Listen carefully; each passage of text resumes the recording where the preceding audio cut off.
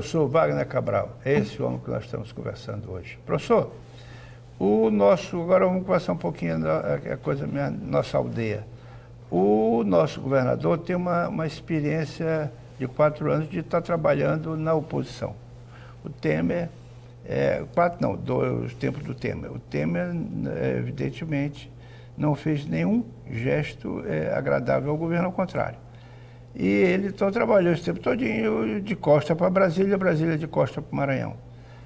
Eu acho que o Bolsonaro não vai se comportar assim, acho que ele vai para cima do nosso governador.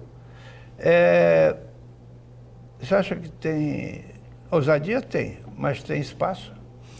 Me parece hoje que a política nacional vai ter que se reorganizar. No campo da chamada esquerda, infelizmente não foi possível criar uma frente única e uma unidade nessas eleições. Ou seja, o Ciro perdeu a grande oportunidade de encostar. O Ciro perdeu a oportunidade de encostar, mas eu diria também que o Ciro foi também, por vários elementos, inviabilizado. Por exemplo, o apoio do PSDB era praticamente certo a Ciro, para ter um pouco mais de tempo de televisão. Aí o PT fez um acordo exatamente lá por conta de Pernambuco e inviabiliza, né, o apoio do PSB.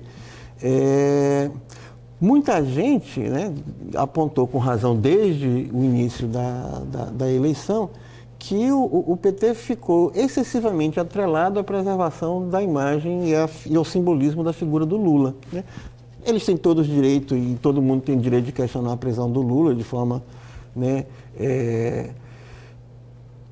de forma ilegítima, de forma completamente equivocada, mas manter, né, seja a ideia, né, do mito Lula como, digamos, aquele que seria capaz de transferir os votos magicamente, né, aquele que indicasse ganhar a eleição, foi uma análise completamente equivocada, né? Ou seja, os fatos provaram isso, né? Eu me lembro, por exemplo, que quando a candidatura de Lula ficou sendo arrastada e até, né, substituída pelo Haddad, muita gente, inclusive ligado, obviamente, ao PT, dizendo que era uma tática genial do Lula, né, que coisa do gênero, tinha tirado da cartola, não vai surpreender os adversários. Na verdade, ou seja, transferiu votos, mas também transferiu o antipetismo, né? Ou seja, uma eleição que caminharia para não ser centrada no antipetismo, acabou por conta disso. Mas, professor, veja bem, antipetismo. De repente o PT foi criminalizado. Tudo que é ruim, tudo que é abominável na política brasileira está no PT. Pelo que eu saiba, o PT parece que tem 2 pessoas do PT presas, Lula e o Vacari, parece. A maioria dos presos políticos na Lava Jato não são do PT, mas o grande mal vem do PT. Essa criminalização foi cuidadosamente orquestrada para afastar o Lula e se esqueceram que deixaram um vácuo. Exatamente. Desse vácuo... quando você vácuo parecido com aquele que Hitler aproveitou. Quando você destrói o sistema político, sobra o quê? Né? Ou seja, todo mundo já havia alertado, e o caso da Itália também vale como referência, ou seja, a famosa Operação Mãos Limpas na Itália. Ou seja, todo o sistema político italiano se organizava em torno dos partidos que surgiram no final da Segunda Guerra Mundial, né? O Democrata Cristão e o Partido Socialista. Quando o sistema foi completamente destroçado, né, pelas investigações de corrupção, ou seja, não é que a corrupção não tenha que ser investigada, tem que ser investigada, os identificados como corruptos têm que ser, né, processados, julgados e eventualmente condenados, se for o caso. Agora, uma coisa é você condenar a pessoa ou o sujeito, outra coisa é você condenar o partido e o sistema político por consequência. Ou seja, foi isso que aconteceu na Itália, da qual saiu exatamente o fortalecimento da extrema-direita, com Berlusconi, hoje a Força Itália, né, e aqui também no Brasil. Ou seja, você, de um lado, por exemplo, na prática, você implodiu uma boa parte do PSDB, né? O MDB também perdeu, né, em vários lugares do país, né, aqui no Maranhão, né, os Sarnês, né, perderam para tudo, etc. E tal. Ou seja, mas em vários lugares do país, políticos tradicionais perderam. Você tem um índice de renovação no Senado altíssimo e também na Câmara altíssimo. Ou seja, então isso teve, né, um impacto, digamos assim, uma espécie de voto de descontentamento antissistema. Que foi uma parte desse voto antissistema e antipetista que convergiu para o Bolsonaro, né? Mas então, voltando, ou seja, quando você tenta formar essa frente de esquerda e não consegue, né?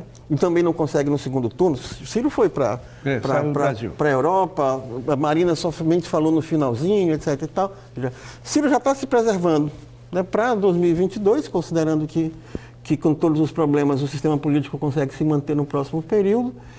E por seu turno, no campo da esquerda também, em que o Ciro também é uma equação importante, você tem, digamos, a figura de Flávio Dino como uma potencialidade, uma possibilidade, juntamente com os demais governadores do Nordeste, ligados também que foram eleitos pelo PT, né, de formarem, digamos assim, esse campo, né, da resistência popular e democrática a esse conjunto de medidas que estão sendo colocados aí, né, pelo governo Bolsonaro, de forma consequente, de forma responsável, né, adequada ao contexto, né, do país, defendendo, né, os valores da democracia. Eu acho que esse é um elemento importante. E aí, nessa equação, a gente tem que, de novo, fazer a pergunta: o PT vai continuar excessivamente preso ao carisma e ao mito de Lula, ou ele vai, né, ter essa capacidade política de, sem abandoná-lo, obviamente. Sim.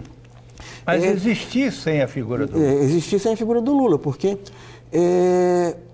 isso eu fico particularmente muito cético, de forma que ou seja, Haddad não sai como liderança. Ele, isso que eu ia perguntar. O senhor acha que o Haddad, depois dessa votação, dessa campanha, um homem extremamente preparado, o senhor acha que ele sai como líder real? Eu tenho sérias dúvidas em relação a isso.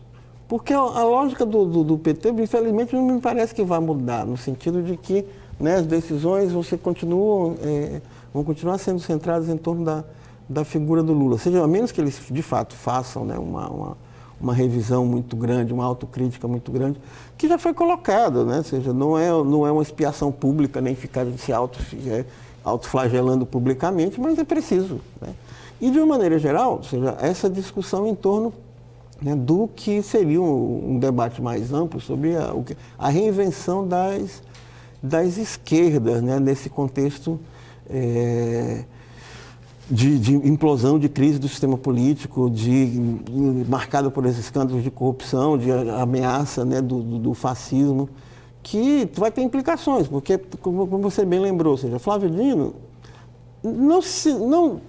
ele não tinha em Temer um adversário, né? Não, agora ele tem. Agora ele terá com o Bolsonaro um adversário político, né, que vai, né, tentar estabelecer seus interlocutores aqui no Maranhão, né, e mais do que isso, influenciar no processo político. Agora veja bem, professor, muito bem.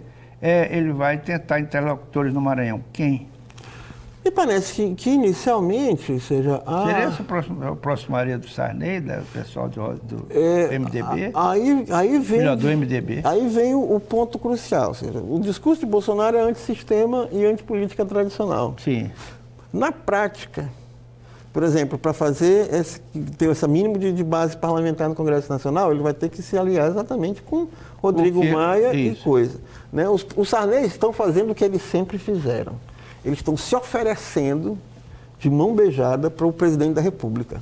Fizeram isso com um grande acordo do MDB, MDB ainda com o Tancredo Neves, fizeram isso com Itamar, fizeram isso com Fernando Henrique, fizeram isso com Lula, com Dilma e agora com Bolsonaro. Então, eu sempre digo que Sarney tinha que ter uma plaquinha aqui no peito de uso exclusivo da presidência da República, né? Então, igual tem aqueles carros né? Então, o que acontece? Eles vão fazer o que eles sempre fizeram, né?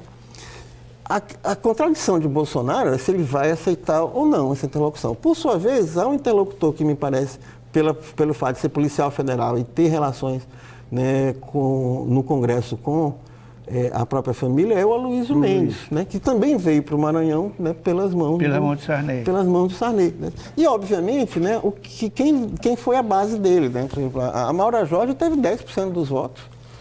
Sim. Rigorosamente insensada só, né, pela campanha do Bolsonaro. Né? Mas ela não tem motor próprio. Pois é, ela vai continuar na dependência dele. Né? Então, e aí, que tipo de rearranjo? Né? O Roberto Rocha, no final, também declarou apoio, tentando também se aproximar. Ele vai precisar de apoio no Senado, é um senador da República. Né? Nós temos agora, por exemplo, o Braide, que teve uma votação excepcional e que está meio que solto ainda no sistema político. Desses nomes que o senhor falou, talvez o que de maior consistência não seja o de Braide, os outros são muito frágeis.